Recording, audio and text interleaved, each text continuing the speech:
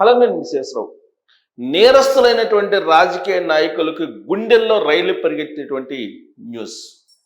5 ఏళ్ళు పైబడి శిక్ష అనుభవించాల్సినటువంటి కేసుల్లో కనీసం 30 రోజులు కస్టడీలో ఉంటే 31వ రోజు పిఎం అయినా సీఎం అయినా పదవి క్లోజ్.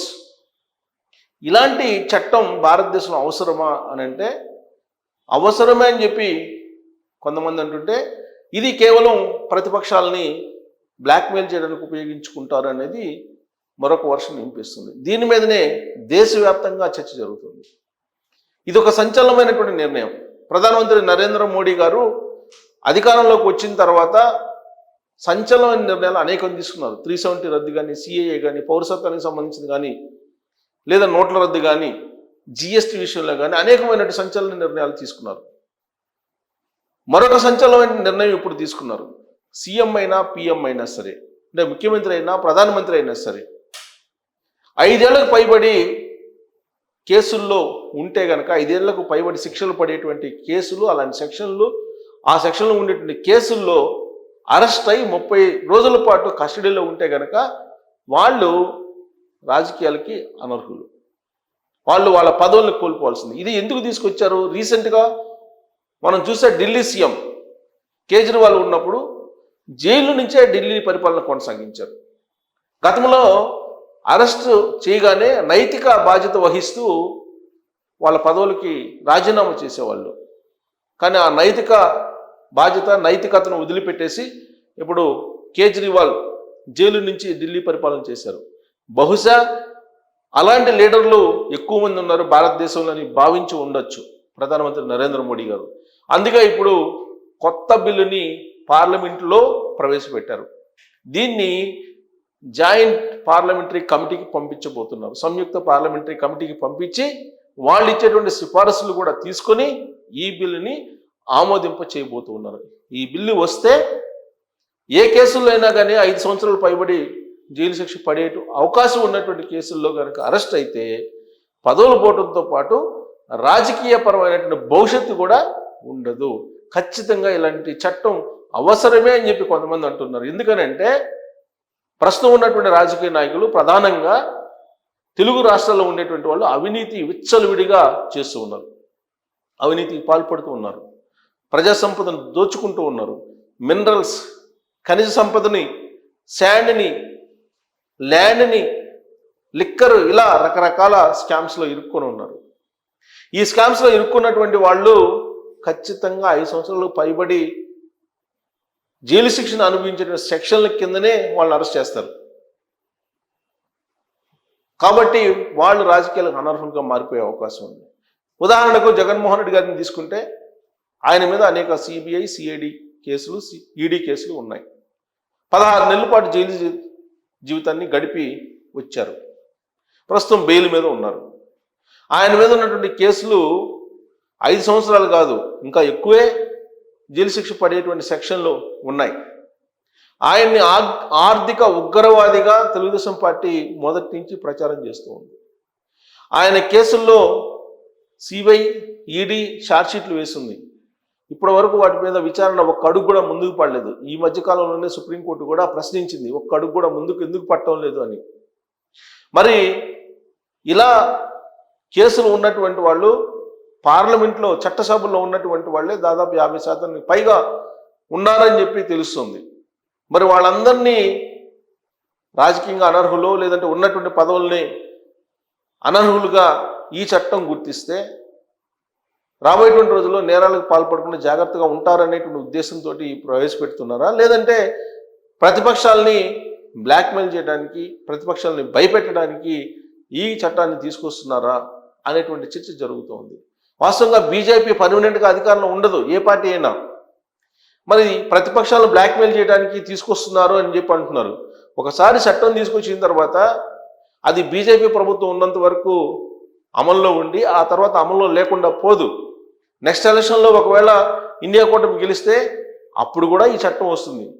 మరి అప్పుడు ప్రతిపక్షాలని భయపెట్టడానికో లేదంటే బ్లాక్మెయిల్ చేయడానికి ఉపయోగించుకుంటారా? ప్రస్తుతం బీజేపీ ఎన్డీఏ అధికారంలో ఉంది కాబట్టి ప్రతిపక్షంలో ఉన్నటువంటి వాళ్ళు అలా ఫీల్ అవుతున్నారు. ఇలాంటి చట్టాలు లేకపోతే హద్దులు దాటిపోయి చాలామంది పొలిటీషియన్స్ అవినీతికి అక్రమాలకు పాల్పడుతూ ఉన్నారు. ఇలాంటి చట్టాలు ఉంటేనే కొంతమేరకు కంట్రోల్ అయ్యేటువంటి అవకాశం ఉంది అని చాలామంది ఆర్థిక నిపుణులు కానీ రాజకీయ నిపుణులు కానీ భావిస్తూ ఉన్నారు. అందుకే ఈ చట్టం మీద రకరకాలుగా చర్చ జరగాలి అనేటువంటి ఉద్దేశంతో జాయింట్ పార్లమెంటరీ కమిటీకి పంపించారు. పార్లమెంట్లో అయితే కేంద్ర హోంశాఖ మంత్రి అమిత్ షా ఈ బిల్లుని ప్రవేశపెట్టారు. ఆ బిల్లు ఏంటి అనేది మనం సంక్షిప్తంగా చూద్దాం. ఈ బిల్లుకు సంబంధించి ఈ బిల్లుకు సంబంధించిన సారాంశం మనం చూస్తే కనుక వరుసగా 30 రోజులు కస్టడీలో ఉంటే సీఎం పిఎం పదవి రద్దు, 5 ఏళ్లకు పైగా శిక్ష పడే కేసులకు ఈ నిబంధన వర్తింపు. ఇది ప్రభుత్వాలను అస్థిరపరిచే కుట్ర అంటూ విపక్షాల ఆందోళన. కేంద్రంపై అసరుద్దీన్ ఓవైసీ ఆగ్రహం. విపక్షాల నినాదాల మధ్య లోక్సభ మధ్యాహ్నానికి వాయిదా.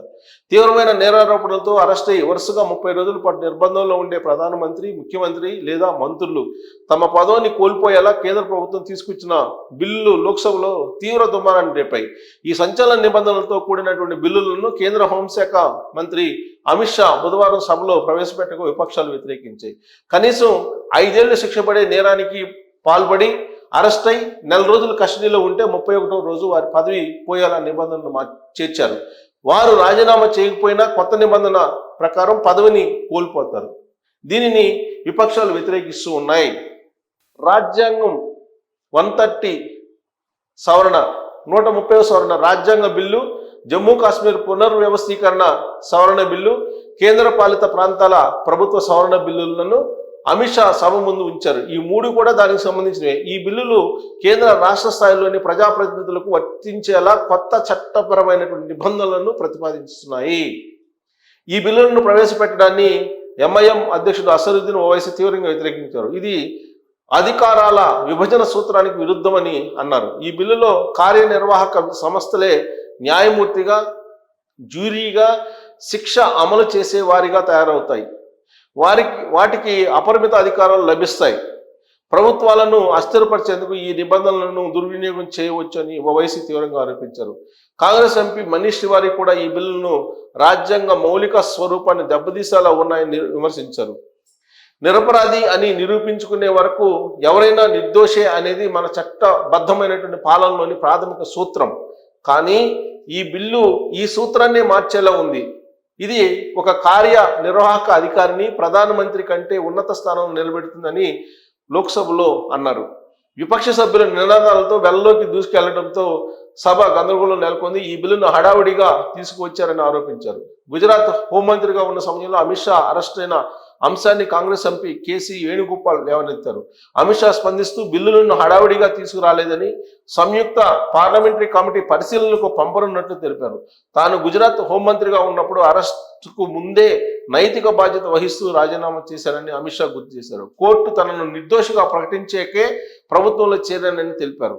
విపక్షాల నిరసనల నడుమ లోక్సభ స్పీకర్ సభను మధ్యాహ్నం 1 గంటలకు వాయిదా వేసి దాన్ని అమలు చేశారు. సో ఇది ప్రవేశపెట్టారు ఈ బిల్లుని.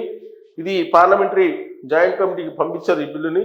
ఈ బిల్లు ప్రకారం కొన్ని లోపాలు ఉన్నాయి. అందుకే జాయింట్ పార్లమెంటరీ కమిటీకి పంపించారు.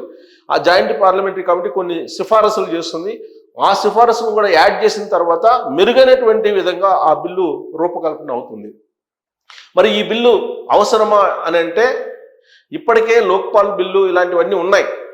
కానీ ఎన్ని బిల్లులు ఎన్ని చట్టాలు ఉన్నప్పటికీ కూడా అవినీతి అక్రమాలు జరుగుతూనే ఉన్నాయి. ఈ అవినీతి అక్రమాలను అరికట్టాలంటే ఫస్ట్ రాజకీయ అవినీతిని తగ్గించాలి, రాజకీయ అక్రమాలను తగ్గించాలి. ఆ క్రమంలో తీసుకొచ్చినటువంటి ఈ బిల్లు నిజంగానే బ్యూరోక్రాట్స్ని అందలం ఎక్కించే అవకాశం ఉంది. ఇప్పటికే బ్యూరోక్రసీలో అవినీతి ఎక్కువగా ఉంది. రాజకీయ నాయకులను మించినటువంటి అవినీతి బ్యూరోక్రసీలో ఉంది అనేది సత్యం. ఎందుకంటే కొంతమంది బ్యూరోక్రాట్స్ కొన్ని కోట్ల రూపాయలకు పడగలెత్తున్నారు. అధికార యంత్రాంగంలో అవినీతి అక్రమాలు ఎక్కువైపోయాయి.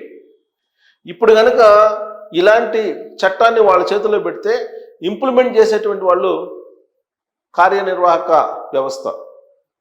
కాబట్టి వాళ్ళు ఈ చట్టాన్ని ఉపయోగించుకొని మరింత అక్రమాలకు అవినీతి పాల్పడే అవకాశం ఉందని చెప్పి పార్లమెంట్లో విపక్షాలు అభిప్రాయం వ్యక్తం చేస్తున్నాయి. మొత్తం మీద ఈ సంచలనమైనటువంటి బిల్లు పిఎం అయినా ముఖ్యమంత్రి అయినా ప్రధానమంత్రి అయినా ముఖ్యమంత్రి అయినా ఎవరైనా సరే 30 రోజులు కనుక జైల్లో ఉంటే 31వ రోజు ఆ పదవి రద్దవుతుంది. ఇది ఉండాల్సిందే. కాకపోతే నిర్దోషిగా ప్రకటించేంత వరకు కూడా అవినీతి పాల్పడిన అక్రమాలకు పాల్పడిన అతను కడిగిన ముత్యము అనటానికి లేదు.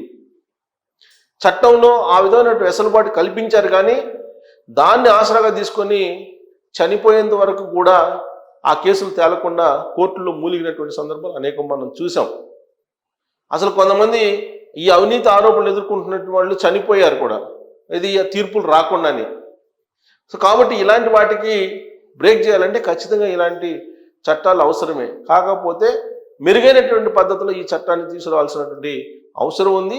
బ్యూరోక్రసీని కూడా ఎగ్జిక్యూటివ్ సిస్టమ్ను కూడా కంట్రోల్లో పెట్టేలాగా ఒక పగడ్బందీ చట్టాన్ని ఇలాంటి దాన్ని తీసుకువస్తే అప్పుడు పొలిటికల్ కరప్షన్ అలాగే బ్యూరోక్రసీ కరప్షన్ ఇవి తగ్గేటువంటి అవకాశం ఉంది.